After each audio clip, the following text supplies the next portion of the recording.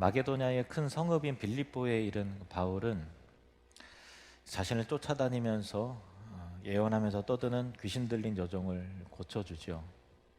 그 여종의 점치는 능력을 이용해서 막대한 돈을 벌어들였던 그 주인들이 더 이상 그 종이 예언하지 못하자, 점치지 못하자 그 이익의 소망이 끊어진 줄 알고 굉장히 화가 많이 났어요. 그래서 바울과 실라를 잡아다가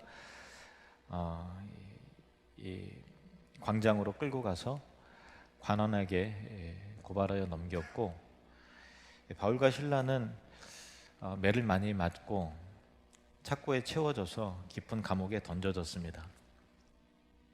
바울 입장에서는 불평과 원망에 휩싸일 법도 한데 그렇게 하지 않고 바울과 실라는 하나님께 기도하고 또 찬송하고 하나님을 예배했다라는 거예요. 25절 말씀, 한밤중에 바울과 실라가 기도하고 하나님을 찬송하며 죄수들이 듣더라. 사람들이 들으라고 기도하고 들으라고 찬송한 것은 아니지만 하나님께 기도하다 보니까 마음의 안정감과 평강이 임하고 감사한 게 너무 많은 거예요. 또 이 일을 통해서 이루실 하나님을 또 기대하는 마음이 들고, 그러니까 자연스럽게 찬송이 막 울려 퍼지는데 죄수들이 그거를 듣는 거죠. 간수들도 들었을 겁니다. 근데 원문에 보면은 듣더라라고 할 때 그 단어가 그냥 귀에 들리니까 들었다는 게 아니라 주의를 기울여서 들었다라는 거예요. 어떤 내용일까? 이 사람들이 감옥에 갇혀 있는, 분명히 매맞고 착고에 묶여 있고 여러 가지 상황이 정말 안 좋은 상황인데 어떻게 자기가 믿는 신을 찬양하고 감사하고 즐거워할 수 있을까? 참 신기하다. 그렇게 의문을 품고서 이상하다 생각하면서 듣는 거죠. 그리고 저렇게 고난 속에서도 그들을 감사하게 만드는, 저들이 믿는 그 하나님은 어떤 분일까? 저들이 믿는 예수님은 어떤 분일까? 궁금하게 여기면서 관심을 갖고 귀 기울여 들었다라는 의미입니다. 이스라엘에 있는 최완병 선교사님이 이스라엘 사람들, 유대인들을 전도하기는 정말 어려운데 계란으로 바위를 치는 것 같이 정말 꿈쩍도 안 한다 그래요. 근데 그들이 관심을 기울이는 것 하나는 그래도 기독교인들이 기쁨으로 예배하는 거를 참 신기하게 생각한다고 그래요. 자기들의 예배는 경직되고 율법적이고 좀 딱딱한데 근엄한데 이 사람들은 기쁨으로 막 예배하고 때로는 울기도 하고 웃기도 하면서 막 찬양하고 하니까 이상하게 생각하면서 예배를 이제 신기하게 생각한다 그래요. 그러면서 관심을 기울이는 것이 저들 안에 있는 고난과 안 좋은 상황에도 불구하고 기뻐할 수 있는 그 근원과 그 생명에 대해서 관심을 기울인다, 그런 이야기를 제가 들었습니다. 예수 믿는 자들에게는 어떤 상황에서도 감사하고 기뻐할 수 있는 생명이 있습니다. 그런 생명과 능력을 영향력 있게 날마다 감사와 기쁨으로 예배로 발휘하시는, 그래서 선한 영향력이 여러분 삶 가운데서 흘러나가는 은혜가 있기를 주님으로 축복합니다. 26절 보시겠습니다. 26절, 이에 갑자기 큰 지진이 나서 옥토가 움직이고 문이 곧 다 열리며 모든 사람의 매인 것이 다 벗어진지라. 기적이 일어난 건데요. 큰 지진이 일어났는데 옥토가 막 움직여서 착고가 다 풀리고 문이 열렸어요. 그러니까 기적이죠. 뭐 지진이 일어난다고 문이 열리거나 착고가 풀리거나 그러진 않잖아요. 그러니까 놀라운 기적이 일어난 겁니다. 근데 우리가 기억해야 될 것은 기적은 항상 일어나지 않습니다. 우리가 신앙생활할 때 초월과 기적을 너무 또 의존하거나 당연한 듯 기대하는 것은 바람직하지는 않습니다. 성경에도 보면은 엘리야나 엘리사 선지자 시대에는 기적들이 많이 일어났어요. 근데 다윗의 시대에는 별다른 기적은 없었습니다. 그리고 모세가 출애굽하면서 광야 여정을 지날 때 많은 기적들이 일어났죠. 근데 가나안 땅에 정착하고 나서는 만나도 그치고 그렇게 그 놀라운 기적이 그렇게 빈번하게 일어나지 않았습니다. 하나님은 때와 상황에 또 시대에 맞게 하나님은 조금씩 다르게 역사하시는 것을 성경을 통해서 우리가 보게 되는데요. 하나님은 우리가 사는 세상에 자연의 질서를 주셨어요. 이 자연도 이게 날마다 이게 되풀이되고 반복되는 이 질서도 하나님께서 주신 그런 그 은혜인데, 이 자연의 질서를 가만히 생각해 보면은 다 기적이죠, 사실은. 그 징그러운 애벌레가 막 꿈틀거리다가 시간이 지나면 나비가 되는 것도 기적이고, 잘 보이지 않는 조그마한 씨가 땅에 심겨져서 자라나서 열매를 맺고 나무가 되고 하는 거 보면 참 우리가 그 당연한 듯 받아들이지만 하나하나 생각해 보면 기적 아닌 게 없어요. 정확하게 지구가 우주를 자전과 공전을 하면서 해와 달이 정확한 시간에 뜨고 지고 계절이 바뀌고 온도가 유지가 되고 하는 게 놀라운 기적이죠. 네, 일상 가운데 되풀이 되기 때문에 우리에게는 익숙해져서 그렇지, 기적적인 하나님의 그 일하심과 능력은 날마다 우리가 경험할 수 있기 때문에 자연과 질서를 보면 하나님의 능력과 은혜와 하나님의 그 광대하심과 하나님의 지혜에 대해서 우리가 탐복하지 않을 수 없고 하나님의 살아계심을 묵상하게 되는 것입니다.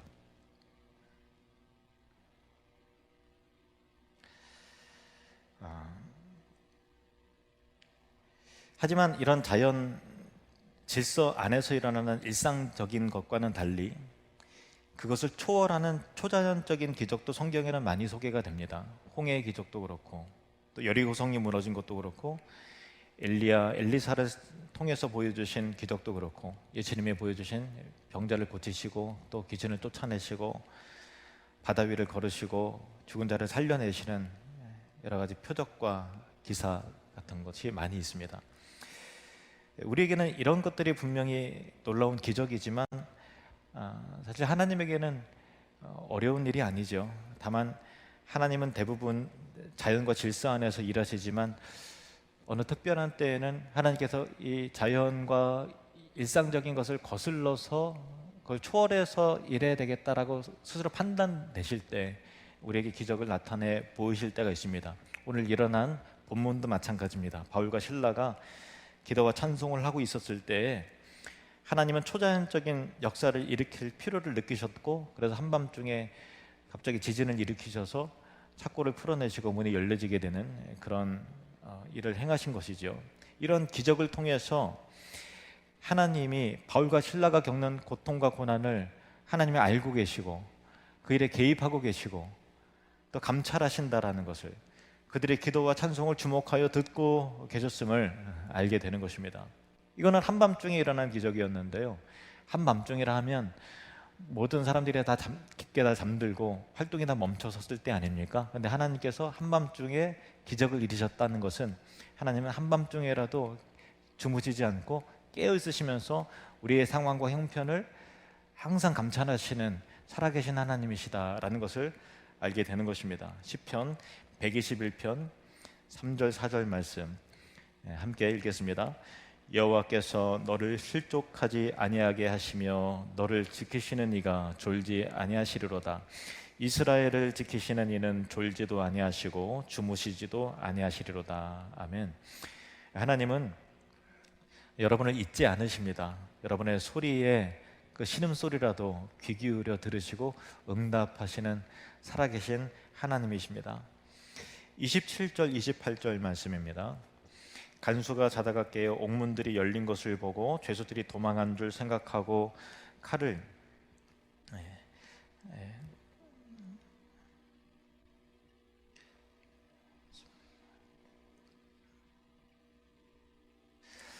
빼어 자결하려 하거늘 바울이 크게 소리질러 이르되 내 몸을 상하지 말라 우리가 다 여기 있노라 하니. 간수도 바울과 실라의 기도와 찬송 소리를 아마 들었을 겁니다. 들으면서 참 이상한 사람도 다 있다 그러면서 피곤하니까 밤중에 잠이 들은 것이죠. 그러다가 갑자기 난리가 난 거예요. 지진이 나고 옥토가 움직이고 하니까 깨어났는데 일어나 보니까 옥문이 열린 거예요. 그러니까 옥문이 열렸다 하면 아, 죄수들이 다 나갔구나, 당연히 이렇게 생각하죠. 얼마나 두렵고 얼마나 깜짝 놀랐을까요? 그 당시에 이 옥을 지키는 간수가 그 탈옥을, 제수리에 탈옥을 했다고 하면 그 책임을 다 자기 져야 되는데, 그냥 죽는 것도 아니고 어딜로 숨겼는지 말해라 그러면서 온갖 고문을 다 당하고 죽게 되는데, 그 결과를 뻔히 다 아는 거죠. 그러니까 망연자실하고 자포자기한 심정으로 칼을 빼서 이게 자결 하려고 하는 그런 상황이었습니다. 그 광경을 지켜보던 바울이 간수에게 소리 질러 말하는 거예요. 우리가 다 여기 있으니 칼을 내려놓으십시오. 당신의 몸을 상하게 하지 마십시오 하고 소리를 질렀습니다. 근데 만약에 우리가 바울과 실라의 입장이라면, 지진이 났어요. 그리고 착고가 풀렸어요. 옥문이 열렸어요. 그러면 어떤 사인으로 알아들으실 것 같으세요? 아, 이게 나가라고 그러시나 보다. 하나님께서 탈출할 수 있도록 기회를 주시는구나. 할렐루야 하면서 그냥 성급하게 이게 하나님 뜻이다라고 별로 고민하지 않고 막 뒤도 안 돌아보고 나갔을 것 같지 않으십니까? 근데 바울과 실라는 감옥으로 밖으로 도망가지 않았어요. 성급하게 움직이지 않았어요. 바울은 그때 이 일을 통해서 이루실 하나님의 역사를 기대하는 거예요. 하나님의 뜻을 생각을 하는 겁니다. 그리고 다른 죄수들도 설득해서 우리가 도망가지 말자, 이 그대로 있자라고 설득해서 그대로 다 있는 거예요. 왜일까요? 바울의 삶의 목적은 자신의 그 생명에 대한 유지, 세상의 삶의 부귀와 영화도 아니었고 자기의 안전한 삶을 추구하는 것도 아니었어요. 이 위기 상황을 모면하는데 바울은 목적을 두지 않았습니다. 바울의 삶의 목적은 오직 예수 그리스도 한 분이셨습니다. 예수님의 복음이었어요. 그래서 이 감옥에 가둔 이유도 하나님 있을 거다. 그리고 갑자기 막 풀려났을 때 바울은 기대하는 거죠. 이 일을 통해서 하나님께서 어떤 복음의 기회를 주실까, 어떤 역사를 펼치셔서 영혼을 구원하실까.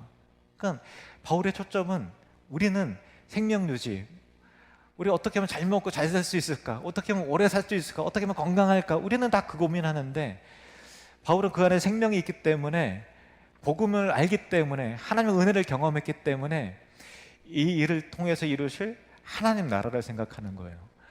예수 그리스도의 이름의 확장을 생각하는 거예요. 복음을 생각하는 거예요.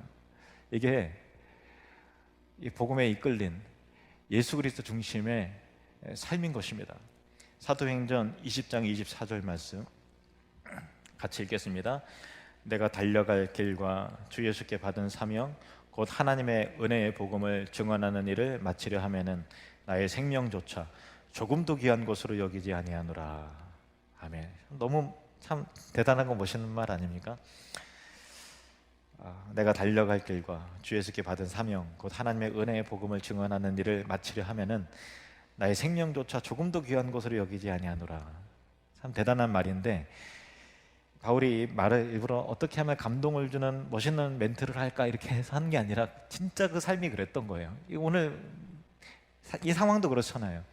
자기의 생명보다 주 예수께 받은 사명, 이 복음을 증거하는 것을 마치려 하면은 나의 생명과 안위를 조금도 귀한 것을 여기지 않는다라고 하는 이 증거가 오늘 이 상황을 통해서 펼쳐지는 것 아닙니까? 사람은 누구나 위급한 때, 다급한 상황에서, 특정한 상황에서 자기의 어떤 그 본심이 드러나잖아요. 말은 그렇게 했지만 정말 위급한 상황에서는 그 말대로 우리가 반응하지 못할 때가 얼마나 많이 있습니까? 만약에 바울의 그 진심이, 본심이 복음보다 자신의 삶의 안위였고 또 자기의 생명을 지키는 것에 더 많은 가치를 두었다면은 착고가 풀리고 옥문이 열리자마자 뛰어나갔을 것입니다. 하지만 바울은 그렇게 하지 않았죠.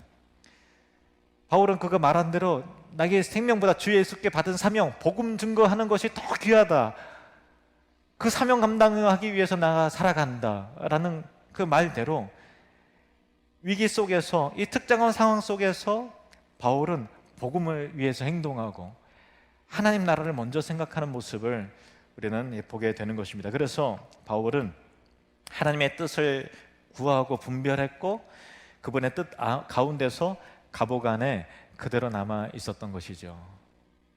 그래서 하나님의 뜻은 옥문이 열렸다 도망가라는 게 아니라 옥문이 열렸음에도 불구하고 그 자리를 지키고 있는 바울의 모습을 통해서 하나님께서 영혼 구원의 기회를 삼으신 것이죠.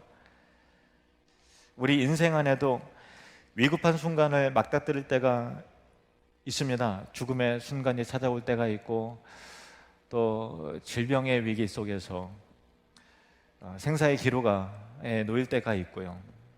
그리고 또 너무나 화가 난 순간에 와서 우리가 정말 이성을 잃고 아무 말이나 쏟아내고 싶은 그런 상황도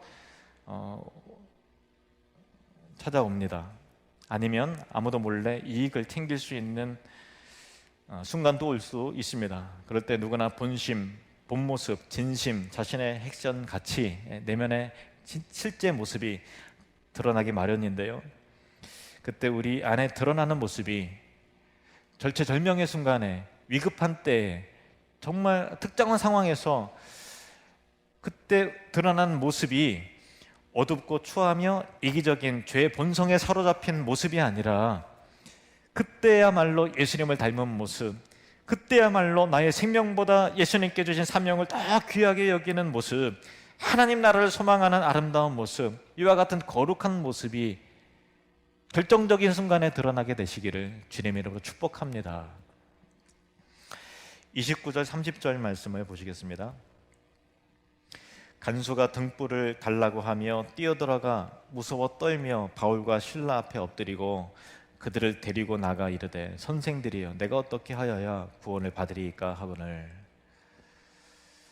바울과 실라 그리고 다른 죄수들이 당연히 도망갔겠거니 생각을 했는데 도망가지 않고 그 자리를 지키고 있는 것을 보고서 간수는 깜짝 놀랐어요. 충격을 받은 거예요.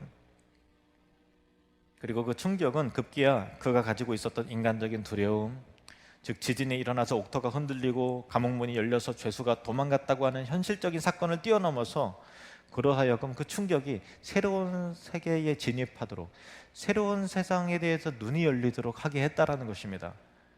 간수는 이제 지진이 일어나고 옥문이 열리고 또 죄수가 도망가는 것에 대한 현실적인 관심을 넘어서서 다른 새로운 차원의 문제에 관심을 갖게 되었던 것이죠. 다시 말하면 이러한 사건들을 통해서 하나님에 대해서 눈을 뜨게 되었다라는 것입니다. 그는 바울의 목소리를 듣고 등불을 들고 뛰어 들어가서 죄수가 도망가지 않았구나 하고 안심한 것이 아니라 바울과 실라 앞에 무릎을 꿇었습니다. 그리고 엎드려 묻는 것이 뜻밖의 말을 하는 거예요. 엉뚱한 말을 내뱉는 거예요. 선생님, 내가 어떻게 하여야 구원을 받을 수 있겠습니까? 내가 어떻게 구원을 받을 수 있겠습니까? 이 말이 튀어나오는 것입니다. 이것은 간수 자신도 불과 몇 분 전까지만 해도 전혀 예상하지 못했던 그런 물음이었을 것입니다. 드디어 그가 하나님에 대하여 눈을 뜨게 되는 순간입니다. 이처럼 우리가 세상에 살면서 겪는 많은 사건과 어떤 계기들은 복음에 대해서 눈이 열리고 겉으로 안 들리던 하나님의 말씀이 드디어 귀에 들리기 시작하고 그리스도에 대해서 우리의 마음 문이 열리고 하나님 나라에도 소망하게 되는 어떤 계기와 사건들이 우리 삶 가운데 일어날 때가 있는 것입니다. 제가 서울에서 교육자 생활을 할 때 하여튼 중등부의 어떤 그 여자 선생님이 그 전에 예수님을 안 믿었는데 어떤 계기로 예수님을 믿게 됐다고 하면서 간증한 이야기가 있는데요. 2001년도에 9.11 테러, 자기 눈앞에서 그 일이 일어났대요. 뉴욕에서 맨하탄에 근무를 하는데 꽝 소리가 나고 막 하니까 그 창문 밖으로 하니까 저 멀리 그 빌딩이 불에 타고 무너져 내리고 하는 거를 본 거예요. 그전만 해도 하나님이 어디 있어? 이렇게 무신론자였는데 그 사건을 계기로 인간의 죄악과 연약함, 나약함, 인간의 종말, 결국 인간들이 쌓아 올린 것이 인생이 하나님께서 명하시면 무너질 수밖에 없다라고 하는 것을 보면서 내가 이제 예수님을 믿어야 되겠다 하고서 그 이후로 예수님을 믿게 된 선생님 이야기를 제가 들었습니다. 저희 부모님 같은 경우는 질병과 또 경제적인 큰 고립과 압박을 통해서 예수님을 믿게 됐고요. 여러분은 어떤 계기를 통해서 주님 앞에 나오게 되겠습니까? 어떤 사람은 교통사고를 통해서, 어떤 사람은 질병을 통해서, 어떤 특정한 상황 속에서 하나님 나라에 대해서, 복음에 대해서 눈이 열리게 되는 것이죠. 그 일이 어떤 일이든 간에, 그 일이 질병이나 경제적 고립이나 가난과 역경일지라도, 그 고난의 짐이 심지어는 아직도 지속된다 할지라도 그 일을 통해서 주님을 만나게 되었다면, 그 일을 통해서 구원을 받게 되었다면 대단한 축복이 아닐 수 없는 것이죠. 바울과 실라가 매 맞고 옥에 갇힌 사건은, 지진이 일어난 사건은, 그들이 도망가지 않고 그 현장에 그대로 있었던 것은 이 간수에게 엄청난 복이 되었다라는 것입니다. 하나님에 대하여, 구원에 대하여 눈을 뜨는 계기가 되었기 때문인 것이죠. 현재 우리에게는 여러분의 삶 가운데 많은 문제들이 있을 것입니다. 가정의 문제가 있고, 또 자녀의 문제가 있고, 직장 동료 간의 문제, 관계의 문제, 학교의 문제, 학업의 문제, 미래의 문제, 결혼의 문제, 사회에서 겪는 많은 문제와 실패가 우리를 힘들게 합니다. 그러나 하나님이 우리가 겪는 그 문제들 통해서, 그 문제들 안에 있기보다는 그 일들을 통해서 하나님을 만나게 되기를 원하십니다. 그래서 그것들 우리에게 허락하시게 되는 것이죠. 그 문제들 안에 고립되어 있기보다 그 문제를 통해서 이루실 하나님의 손길을 바라보고 하나님을 깊이 있게 만나게 되는 하나님의 사람들이 되시기를 주님의 이름으로 축복합니다. 이 간수가 바울과 실라에게 질문한 내용은, 선생님들이여, 내가 어떻게 하여야 구원을 받을 수 있습니까? 라는 질문이었는데, 이 질문에 대한 답은 인간이 가진 모든 문제를 해결하는 열쇠가 되는 것입니다. 31절 말씀 함께 읽겠습니다. 시작. 두 번 읽겠습니다. 시작.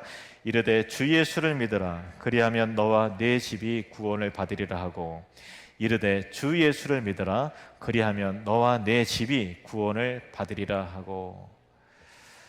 어떻게 해야 구원을 받을 수 있습니까? 라는 질문에 주 예수를 믿으라. 그리하면 너와 네 집이 구원을 받으리라 하고 답을 했는데, 이것은 우리가 갖는 모든 문제를 해결하는 답입니다.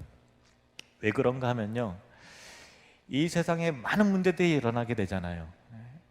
우리가 경험하게 되는 모든 슬픔과 상처와 고난과 분노와 또 여러 가지 상황들, 어려움들, 그런 모든 문제는 사실 압축을 시키면 딱 두 가지로 압축이 되는데, 죄와 사망의 문제입니다. 그래서 우리가 인생을 살다 보면은 참 고달프고 괴롭고 힘들 때가 많이 있잖아요. 근데 그 근원을 따지고 보면 그 원인이야, 또 일어나는 현상이 다 다양하죠. 다양하지만 그 뿌리를 계속해서 추적해 보면은 결국은 죄 때문이고 사망 때문이고 그런 거예요. 근데 이거는 굳이 성경을 들추지 않아도 우리가 뉴스를 통해서, 언론을 통해서 우리가 경험하게 되는 것을 통해 너무나 쉽게 공감하게 되는 일이에요. 얼마 전에 일본 아베 전 총리가 권총 테러로 죽었잖아요. 딱 두 단어로 요약할 수 있어요. 죄와 사망. 우크라이나, 러시아 엄청나게 싸우고 좀 그만 좀 했으면 좋겠는데 계속해서 장기전이 되니까 우려가 크고, 계속해서 많은 사람들이 죽고, 경기 불안과 또 원자재 폭등과 또 식량난과 그런 것들이 다 있잖아요. 그런 그 이유와 정치적인 내용과 그런 것도 있지만, 근원적인 것은 결국은 죄 때문에 그런 것이죠. 그리고 그 결과는 사망인 것입니다. 모든 것이 다 그래요. 먼저 죄에 대해서 얘기하다 보면은 이 세상에 정말 죄인들이 많잖아요. 나쁜 사람들이 참 많이 있습니다. 사람들이 우리의 소유를 노리고, 내 지위를 노리고, 내 정서를 괴롭게 하고 험담하고 또 속이고 다가오는 사람들이 참 많이 있습니다. 우리는 그 틈바구니 속에서 살아야 되는 것이죠. 근데 문제는 그 나쁜 사람들의 그 악함이 내 안에도 있다는 게 문제죠. 많은 사람들이 자기의 죄악 때문에 자기 인생에서 얼마나 많이 고꾸라지는지 모릅니다. 얼마 전에도 어떤 유명한 배우가 음주운전을 하고서 자기의 삶을 통째로 날려버리는 경우도 있습니다. 근데 그런 일이 우리에게는 안 일어날까요? 평소에는 안 그랬는데 순간에 죄성이 드러나서 사고를 치는 거죠. 우리는 타인의 죄, 우리는 잘 살려고 하지만은 갑자기 위급한 정말 정신 나간 사람이 우리 자녀를, 우리 삶을 순식간에 망가뜨릴 수 있는 일이 위험성이 있잖아요. 타인의 죄, 그리고 내 안의 죄 때문에 얼마든지 망가질 수 있는 가능성을 매일 품고 살잖아요.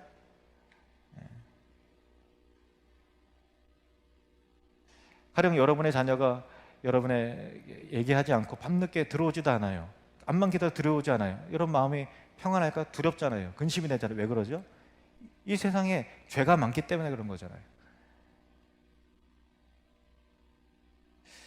사망, 누구에게나 사망이 옵니다. 여러분이 가장 사랑하는 사람도 결국은 이 사망이 찾아와서 그 죽음이 저와 여러분과 그 사랑하는 사람을 갈라놓는 이별의 순간을 반드시 만들어낼 겁니다. 죽음이 그 사람에게 다가오고 그 죽음이 우리 자신에게도 다가오는 것이죠. 이렇게 죄와 사망이 있는데 인생이 그냥 아무런 근심과 걱정 없이 행복할 수 있을까요? 순간은 가능할지 모르겠지만 인생을 진지하게 고민하다 보면 인생은 참 고통스럽고 불안하고 염려할 수밖에 없는 것이 인생이죠. 여기가 그 중앙 통로가 기찻길이라고 생각을 해보세요. 제가 여기 앉아 있습니다. 서 있지만 앉아 있다고 생각하시고 여기서 재밌는 영화를 보는 거예요. 컴퓨터로 게임도 하고 여러분 좋아하는 게 뭐예요? 이제 유튜브 영상도 보고 맛있는 것도 배달시켜서 먹습니다. 순간에 불안하면 잊을지 모르겠지만 궁극적으로 평안할까요? 행복할까요? 그렇지 않을까요? 왜냐하면 기차가 다가오고 있는데요. 기차가 곧 오고 있는데 기찻길 위에서 암만 내가 좋아하는 거 즐긴다고 해서 그게 행복할까요? 그러면 사랑하는 사람을 데리고 와서 정말 행복한 대화를 나눠요. 긍정적인 대화를 나눠요. 근데 행복할까요? 그렇지 않을 거예요. 왜냐하면 기차가 다가오고 있는데요. 그 기차의 이름은 죄와 사망입니다. 그것을 피할 수 있는 방법이 없는 거예요. 그것이 우리 인류 가운데 모든 사람에게 놓인 형편이라는 거예요. 근데 성경이 여기부터 출발합니다. 왜 이렇게 사는 게 어렵고 힘들지? 죄와 사망 때문이라는 거예요. 왜 이렇게 이 세상에는 안 좋은 뉴스들이 많죠? 괴로운 일들이 많고 고난이 많고 폭력과 또 거짓말과 여러 가지 고통스러운 상황 속에서 눈물을 흘릴 일이 많지 않습니까? 죄와 사망 때문이라는 거예요. 예수님이 이 땅에 오신 이유, 그것이 바로 이 죄와 사망의 문제를 해결하기 위해서 오셨다라는 것입니다. 로마서 8장 2절 말씀입니다. 함께 읽겠습니다. 시작. 이는 그리스도 예수 안에 있는 생명의 성령의 법이 죄와 사망의 법에서 너를 해방하였습니다. 아멘. 우리 한 번 더 읽겠습니다. 시작. 이는 그리스도 예수 안에 있는 생명의 성령의 법이 죄와 사망의 법에서 너를 해방하였습니다. 할렐루야. 이게 복음입니다. 죄와 사망의 문제를 해결하기 위해서 이 땅에 오신 거예요. 모든 문제의 궁극적인 원인은 그 뿌리가 죄와 사망인데 이 문제를 해결하기 위해서 예수님께 오셨어요. 그래서 우리의 죄를 다 짊어지시고 십자가에 못 박혀 죽으심을 통해서 죄의 형벌을 받으심을 통해서 죄 문제를 해결하시고, 그리고 죽으시고 사흘 만에 부활하심을 통해서 사망의 문제를 해결해 주셨다라는 거예요. 이게 바로 복음이죠. 바울은 예수님의 이 십자가와 부활을 전하기 위해서, 이 생명의 복음을 전하기 위해서 이렇게 복음의 일꾼이 되었고, 예수 그리스도께서 받은 사명, 즉 생명의 복음을 증거하는 일에는 내 생명을 조금도 귀한 것으로 여기지 않겠다고 하는 그 결단이 이 죄와 사망의 문제 해결이 너무나 귀하기 때문에 이렇게 복음을 증거했던 것입니다. 이 간수가 내가 어떻게 하면 구원을 받을 수 있습니까? 좀 갑자기 이게 질문이 툭 튀어나온 거예요. 평소에 이 고민을 했겠죠. 왜 내 인생은 힘들까?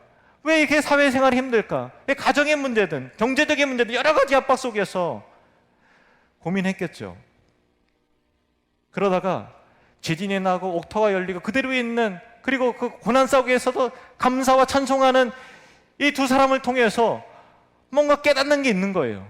그 사건을 통해서 갑자기 툭 튀어나온 질문이 내가 어떻게 하면 구원을 받을 수 있습니까? 라고 하는 질문인데, 이 질문의 이면은 이것입니다. 내가 어떻게 하면 이 죄와 사망의 굴레에서 벗어날 수 있습니까? 이 고통의 문제에서 어떻게 벗어날 수 있습니까? 이 죽음의 문제에서 이 불안한 증세를 어떻게 하면 이겨낼 수 있습니까? 죄와 사망의 문제를 어떻게 이겨낼 수 있습니까? 라는 질문인 것입니다. 그래서 바울이 대답을 합니다. 주 예수를 믿으라. 그리하면 너와 내 집이 구원을 받으리라.